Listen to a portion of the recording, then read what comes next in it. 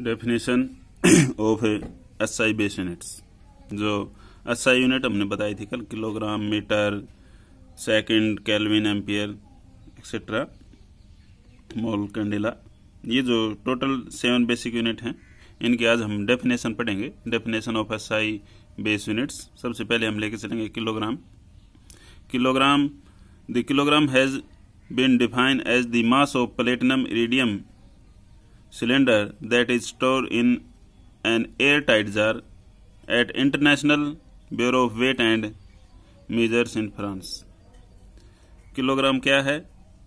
Kilogram has been defined the mass of platinum iridium cylinder. कोई platinum iridium का cylinder है, PT मतलब platinum, IR मतलब iridium. Platinum iridium का कोई सिलेंडर है, that is store in air tight jar, जो कि एक एयर टाइट जार के अंदर स्टोर है। कहाँ पर स्टोर है वो?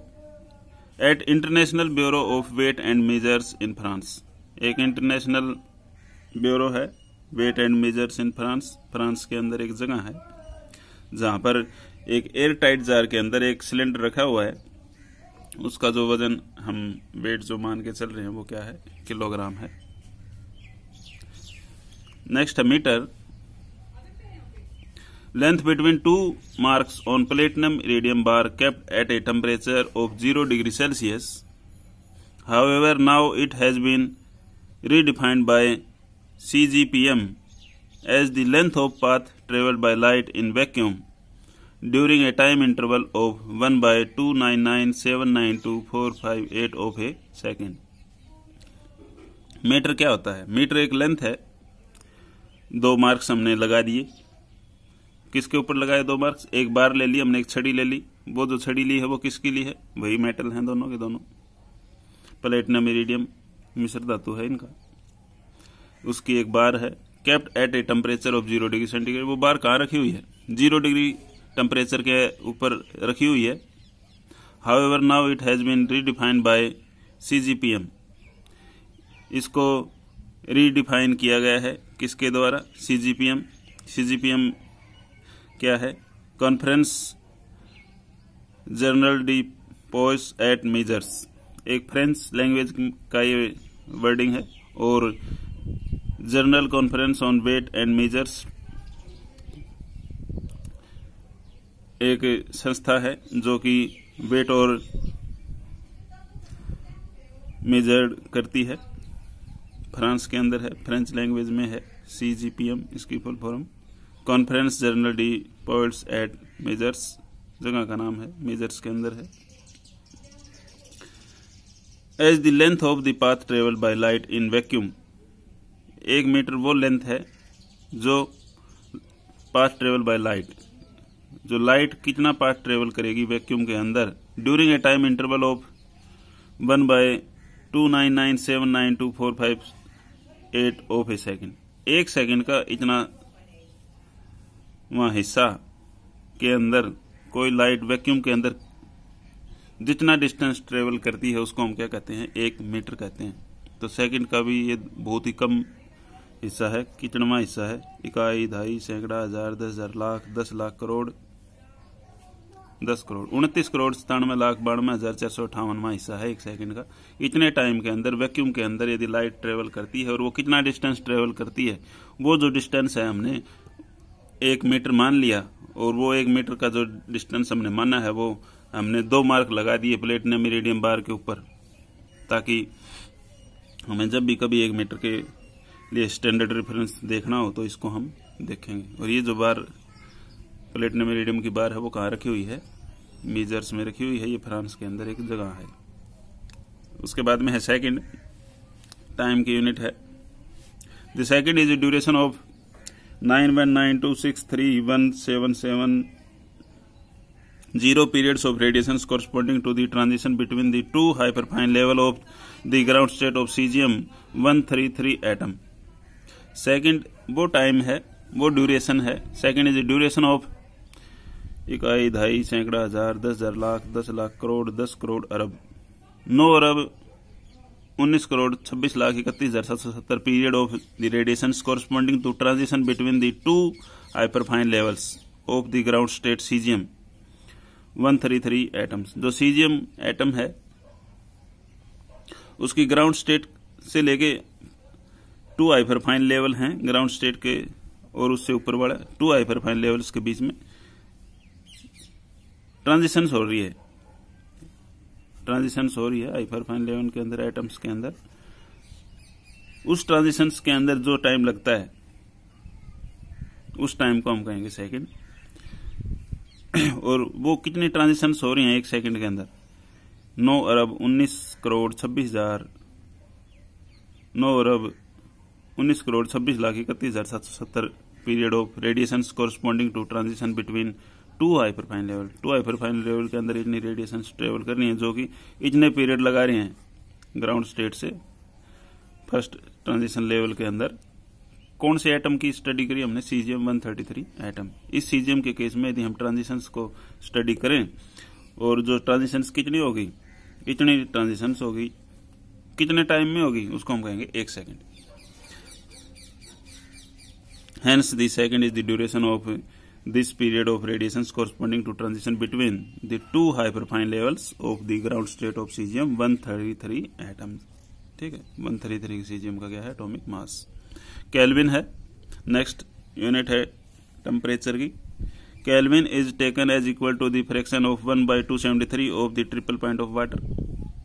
केल्विन वो टेम्परेचर है, या हम केल्विन को ये कहेंगे it is equal to fraction of 1/273 of triple point of water.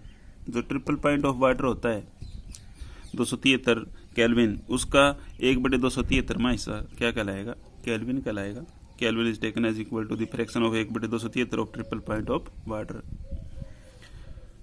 उसके बाद में ampere. Ampere is that constant current which if maintained in 2 state parallel conductor of an infinite length of negligible circular cross section and placed 1 meter apart in vacuum would produce between these conductors a force equal to 2 × 10⁻⁷ Newton per meter of length। Ampere जो है electric current के बारे में बताती है। 1 ampere electric current क्या होगी, इसमें इसके बारे में बताया गया है। Ampere is that constant current, ये एक कांस्टेंट करंट है ampere. If maintain in 2 state parallel conductor, जो कि किसके बीच में होती है? 2 स्टेट पैरेलल कंडक्टर के बीच में होगी। कंडक्टर्स ऑफ इनफाइनाइट लेंथ, जिनकी की लेंथ कितनी है? इनफाइनाइट है। और उनका जो 2 स्टेट कंडक्टर हमने लेके चल रहे हैं वो पैरेलल है एक दूसरे के, और उनका जो एरिया ऑफ क्रॉस सेक्शन है नेग्लिजिबल है, बहुत ही पतले 2 तार है हमने मान के चल पड़े और उनके बीच में करंट फ्लो हो रही है कनेक्टर के बीच से, और जो कनेक्टर हैं 2 वो पैरेलल है एक दूसरे के और इनफाइनाइट लेंथ है उनका, एरिया ऑफ क्रॉस सेक्शन उनका ना के बराबर है, नेग्लिजिबल है। एंड प्लेस 1 मीटर अपार्ट, और वो दोनों एक दूसरे से 1 मीटर की दूरी पर रखे हुए हैं इन वैक्यूम, वैक्यूम के अंदर मतलब निर्वात है, खाली जगह है जहां पर कोई स्पेस नहीं है, हवा नहीं है, एटमॉस्फेयर नहीं है। Would produce between these conductors a force, वहां पर एक फोर्स जनरेट होता है और वो होता है it is equal to 2 × 10⁻⁷ Newton per meter of length. ये जो फोर्स यहाँ पर जो जनरेट होगा वो एक कांस्टेंट करंट कहलाएगी और वो उसको हम क्या कहते हैं? Ampere. Ampere is that constant current which is maintain in 2 state parallel conductor of infinite length negligible circular cross section placed 1 metre apart in vacuum would produce between these conductor a force this is force is equal to 2 × 10⁻⁷ Newton per meter of length। this is ampere। next है मोल। Mole next अपनी SI unit है। मोल is amount of substance which contain as many elementary entity as there are atom in 0.012 kilogram of carbon 12। Amount के बारे में बताती है, quantity के बारे में बताती है मोल। और मोल क्या है? Mole is amount of substance which contain as many elementary identity as there are atom in 0.012 kilogram of carbon 12। जो कार्बन 12 है उसका के साथ हम कंपेयर करेंगे। Mole is amount of substance, वो अमाउंट ऑफ सब्सटेंस है which contain as many elementary identity, वो अमाउंट ऑफ सब्सटेंस है जो कि कार्बन 12 के अंदर जो वेट होता है लगभग 12 ग्राम, इसको हम किलोग्राम में बदलते हैं तो 0.012 किलोग्राम कह देते हैं हम इसको। तो इसको हम क्या कहेंगे, mole is the amount of substance, वो अमाउंट ऑफ सब्सटेंस है जो जितना कि कार्बन 12 के 12 ग्राम में होता है, दिस इज कॉल्ड मोल। उसके बाद में है कैंडेला, नेक्स्ट है candela.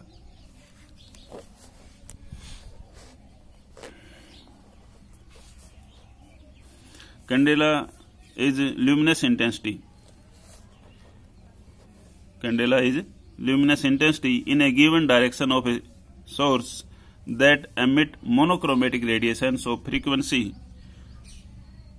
540 × 10⁻12 Hz and that has a radiant intensity in that direction of 1/683 watt per steradian. Candela चमक के बारे में बताती है। It is a candela is a luminous intensity, एक प्रकार की ल्यूमिनस इंटेंसिटी है इन ए गिवन डायरेक्शन, जो किसी भी पार्टिकुलर डायरेक्शन में हो सकती है, ऑफ ए सोर्स, किसी भी सोर्स से आ सकती है लाइट या चमक, एमिट मोनोक्रोमेटिक रेडिएशन, जो कि मोनोक्रोमेटिक रेडिएशंस एमिट करती है, ऑफ फ्रीक्वेंसी, जिसकी फ्रीक्वेंसी होती है 540 10⁻12 hertz, and that has radiant intensity is that direction of 1/683 वाट पर स्टेरेडियन। उसको हम क्या कहेंगे, कैंडेला कहेंगे। कैंडेला वो ल्यूमिनस इंटेंसिटी है, लाइट की वो चमक है इन गिवन डायरेक्शन, किसी भी एक दिशा में, जो भी किसी सोर्स से निकलती है, एमिट होती है, और उसकी जो रेडिएशंस हैं वो मोनोक्रोमेटिक होगी, एक ही वेवलेंथ की होंगी, और एक ही वेवलेंथ की होगी तो उसे एक वेवलेंथ के ऊपर फ्रीक्वेंसी होगी 540 10⁻12 hertz. That has a radiant intensity is that direction, उस डायरेक्शन के अंदर उसकी जो रेडिएंट इंटेंसिटी होगी, चमक जो होगी, वो 1/683 वाट पर स्टेरेडियन होगी। ठीक है, किसी भी दिशा के अंदर जब हम मेजर करते हैं तो उसको हम स्टेरेडियन थीटा के हिसाब से हम कैलकुलेट करते हैं। मेजरमेंट ऑफ टेम्परेचर, नेक्स्ट है टेम्परेचर को हम कैसे मेजर करेंगे। Measurement of temperature, temperature measure in 3 scale of temperature. जो टेम्परेचर है उसको जब हम मेजर करते हैं तो 3 स्केल्स हैं टेम्परेचर को डिटरमाइन करने के लिए।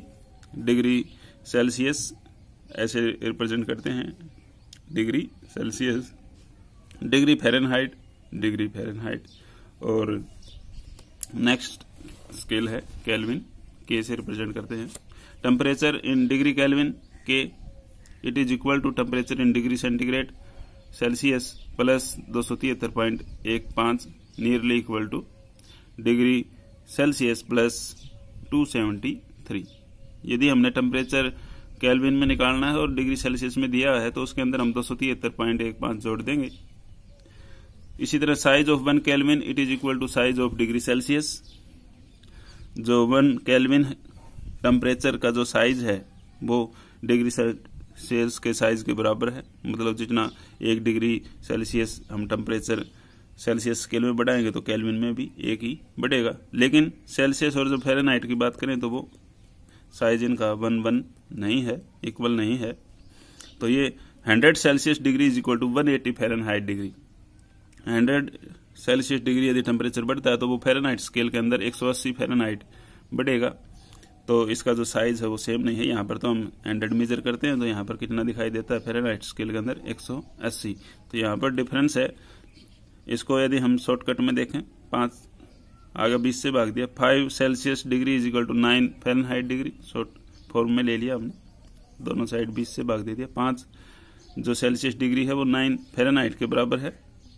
फ्रीजिंग पॉइंट ऑफ वाटर यदि हम कैलकुलेट करते हैं वो 0 डिग्री होता है, और फ़ारेनहाइट स्केल के ऊपर यदि हम देखें वो 32 डिग्री फ़ारेनहाइट होता है। बॉइलिंग पॉइंट ऑफ वाटर यदि हम देखें 100 डिग्री सेल्सियस होता है, लेकिन फ़ारेनहाइट के स्केल के ऊपर देखें boiling point of water 212 Fahrenheit होता है। इसके अंदर हम रिलेशन देखेंगे डिग्री सेल्सियस और डिग्री फ़ारेनहाइट के अंदर, तो degree Celsius is equal to 5/9 degree Fahrenheit minus 32। यदि हमने टेम्परेचर डिग्री सेल्सियस में कैलकुलेट करना है और फ़ारेनहाइट में दिया हुआ है तो जो फ़ारेनहाइट में जो दिया हुआ टेम्परेचर हम एफ की जगह पर पुट कर देंगे तो डिग्री सेल्सियस में आ जाएगा। इसी तरह यदि हमारे पास टेम्परेचर डिग्री सेल्सियस में दिया हुआ है और फ़ारेनहाइट में कैलकुलेट करना है तो डिग्री सेल्सियस की जगह पर हम पुट कर देंगे। This is formula, degree Fahrenheit is equal to 9/5 degree Celsius plus 32।